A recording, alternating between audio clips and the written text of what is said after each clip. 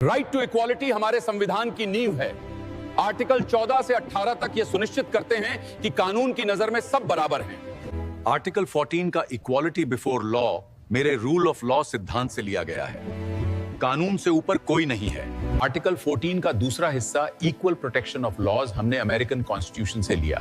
इसका मतलब है like should be treated alike. Equality before law एक नेगेटिव कॉन्सेप्ट है जो विशेषाधिकार रोकता है, जबकि इक्वल प्रोटेक्शन पॉजिटिव कॉन्सेप्ट है जो समान परिस्थितियों में समान व्यवहार देता है। आर्टिकल 15 स्टेट को रोकता है कि वो किसी नागरिक के साथ रिलीजन, रेस, कास्ट, सेक्स या प्लेस ऑफ बर्थ के आधार पर भेदभाव न करे। लेकिन आर्टिकल 15 में एक्सेप्शंस हैं। स्टेट महिलाओं, बच्चों और पिछड़े वर्गों यानी एससीज, एसटीज और ओबीसीज के लिए विशेष प्रावधान बना सकता है। 2019 में हमने आर्टिकल 15 सेक्शन 6 और 16 सेक्शन 6 जोड़ा, जिससे इकोनॉमिकली वीकर सेक्शंस को 10% रिजर्वेशन मिला।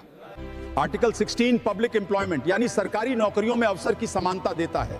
धर्म या जाति के आधार पर किसी को नौकरी से रोका नहीं जाएगा। 1980 में मेरी रिपोर्ट ने ओबीसीज के लिए 27% रिजर्वेशन की सिफारिश की, जिसे बाद में वीपी सिंह सरकार ने लागू किया।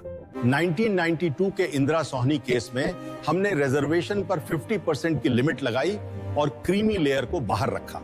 आर्टिकल 17 ने अस्पृश्यता यानी अनटचेबिलिटी को जड़ से मिटा दिया।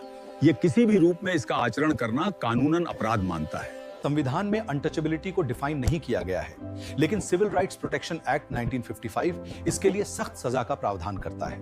आर्टिकल 18 ने राय बहादुर और महाराजा जैसे वंशानुगत उपाधियों का अंत किया।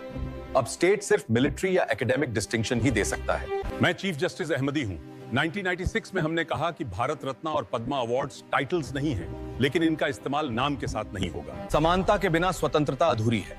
ये राइट सिर्फ कागजी नहीं, बल्कि भारतीय समाज में सदियों से चले आ रहे भेदभाव को मिटाने का हथियार है।